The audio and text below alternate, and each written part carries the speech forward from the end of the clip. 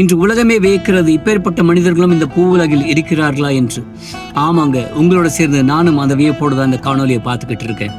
இவர் ஒரு ஏழை விவசாயி. இதுவரை தான் வாழ்நாளில் இதுவரை அவர் சம்பாதித்த எல்லா செல்வங்களையும் தனக்கென்று எதுவும் வைத்துக் கொள்ளாமல் எல்லா செல்வத்தையும் அந்த ஊர்ல இருக்க 200 பெண்களுக்கு இவர் இலவசமா திருமணம் செய்து வைக்கிறார். ஆமாங்க, ஹாய், நான் உங்கள் மிஸ்டர் ஜே.